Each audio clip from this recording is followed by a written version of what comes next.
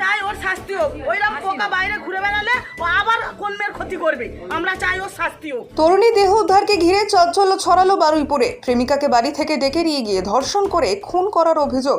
ঘটনাটি ঘটেছে বারুইপুর থানা এলাকায়। দুদিন নিখোঁজ থাকার পর বাড়ির কাছাকাছি একটি জলাশয় থেকে দেহ ভাসতে দেখা যায়। পুলিশকে খবর দেওয়া হলে পুলিশ এসে দেহ উদ্ধার করে। এই ঘটনায় বারুইপুর থানার ধর্ষণ করে খুনের অভিযোগ দায়ের করা হয়েছে পরিবারের পক্ষ থেকে। অভিযোগের ভিত্তিতে ঘটনার তদন্ত শুরু করেছে পুলিশ। ইতিমধ্যেই প্রেমিক সহ দুজনকে গ্রেফতার করে পুলিশ আধিকারিকেরা। নির্যাতিতার সাথে ফেসবুকে আলাপ হয় অজয় মণ্ডল নামে এক যুবকের। অজয়ের বাড়ি বারুইপুরের মদনপুরে। নির্যাতিতার বাড়ি নরেন্দ্রপুর থানার কুরগাছি এলাকায় থাকত। অভিযুক্তের বাড়ির কাছাকাছি নির্যাতিতার মামার বাড়ি। শুক্রবার রাত 8টা নাগাদ প্রেমিক বাড়ি থেকে ফোন করে নির্যাতিতাকে ডেকে নিয়ে যায় বলে জানা গেছে। বেশ কয়েকজন মিলে তাকে ধর্ষণ করে বলে অভিযোগ পরিবারের পক্ষ থেকে। অভিযুক্ত অজয় এলাকার খারাপ ছেলে হিসেবেই পরিচিত। এলাকার নানান মহিলাদের প্রতি কটূক্তি করত বলে অভিযোগ করে এলাকাবাসী। ঘটনায় দেহ উদ্ধার করা হয়েছে একটি পুকুর থেকে। আজ তা ময়নাতদন্তের জন্য পাঠানো হয়। পরিবার সূত্রে জানা গিয়েছে, শুক্রবার রাতে নিখোঁজ হওয়ার পর তার আর কোনো খোঁজ পাওয়া যায়নি। রাত 11টার পর নির্যাতিতার ফোন বন্ধ হয়ে যায়। এখনো ফোন পাওয়া যায়নি। রবিবার একটি পুকুরে দেহ ভাসতে দেখে এলাকাবাসী। দেহ উদ্ধার করে পুলিশ এবং পরিবার সূত্রে জানা গিয়েছে, 1 জুলাই দিদিমার সাথেই বারুইপুর মদনপুরে মামা গৌতম মণ্ডলের বাড়িতে আসে নির্যাতিতা। সেই থেকেই মামার বাড়িতেই ছিল।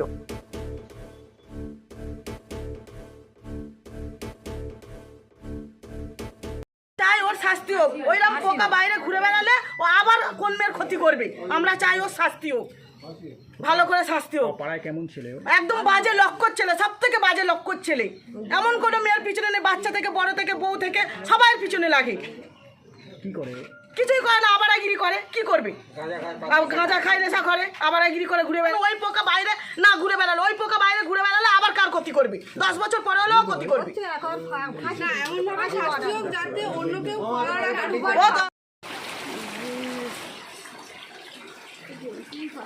বলুন বলুন। খারাপ লাগছে।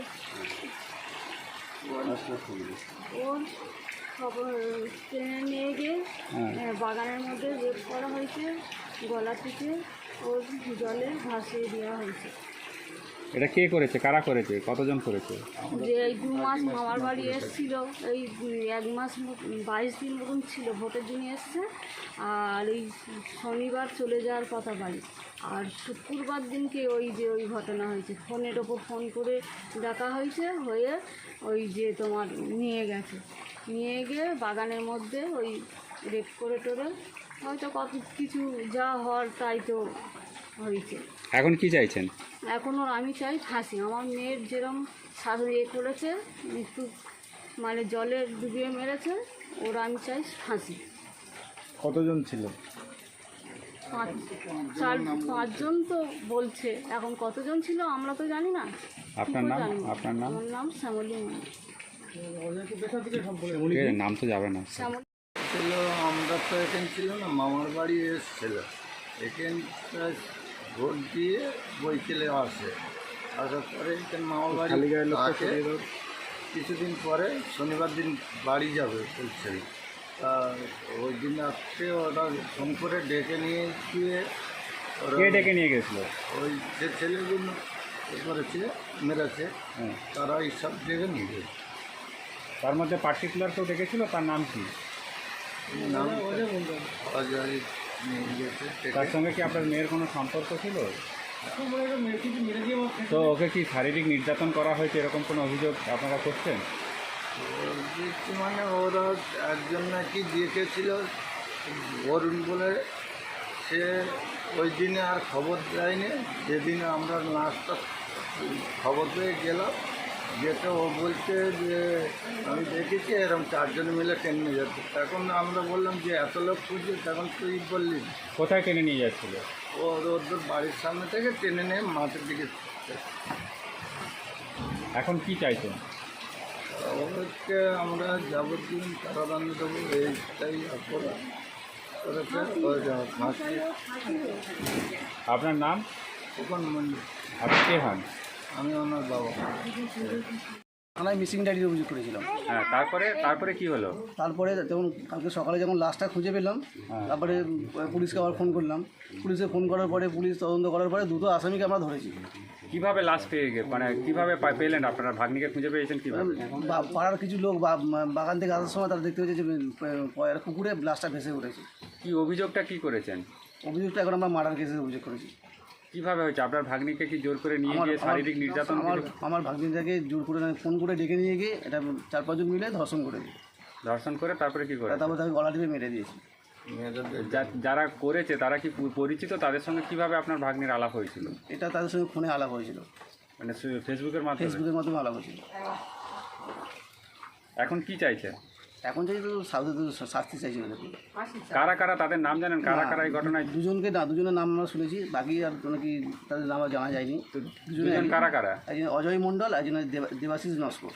দুজনকে কি পুলিশ ধরেছে? হ্যাঁ, দুজনকে পুলিশ অ্যারেস্ট করেছে। আচ্ছা, আপনাদের অভিযোগটা কি, কিভাবে এই ঘটনা ঘটলো সেটা একটু বলুন। বলুন। আমাদের অভিযোগ, আমার ভাগ্নির বাড়ি সোনারপুরে। তো কিছু দিন 15 আগে নাকি ছেলেটা সোনারপুরে গেছিলো, ওকে কিছু বুঝিয়ে শুয়ে এখানে নিয়ে এসেছি। নিয়ে আসার পরেই কন্টিনিউ ফোনে কথা বলতে করতো। ওরা এবার ভাগ্নি শনিবার দিন বাড়ি চলে যাওয়ার কথা ছিল। তো শুক্রবার দিন রাত্রে ওকে ফোন করে ডেকে নিয়ে গিয়ে এই কেসটা করছে। ওই যেমন বাগানের মধ্যে ডেকে নিয়ে কিছু শারীরিক নির্যাতন করিয়ে ওকে ফোন করেছে। ঠিক আছে, নাম আপনার নামটা? গৌতম মণ্ডল। বিবাহ হলো সামাজিক মেলবন্ধন, তবে সুপ্রিম কোর্টের নির্দেশিকা অনুযায়ী বর্তমানে আপনার বিবাহকে আইনি স্বীকৃতি দেওয়া অত্যন্ত আবশ্যক, আর যার জন্য প্রয়োজন ম্যারেজ রেজিস্ট্রেশন।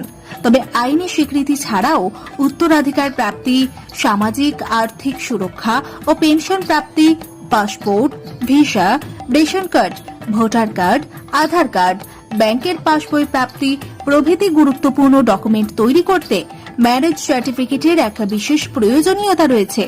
তাই আর দেরি নয়, সামাজিক বিবাহের পাশাপাশি বিবাহ রেজিস্ট্রেশনের জন্য চলে আসুন বিবাহ রেজিস্ট্রেশন অফিসে। ঠিকানা রঘুনাথপুর, দিনুবাবুর ঘেরার পিছনে, কমিউনিটি হলের সামনে। সোম থেকে শুক্র বেলা 11টা থেকে বিকেল 4টে পর্যন্ত ম্যারেজ রেজিস্ট্রেশন করা হয়।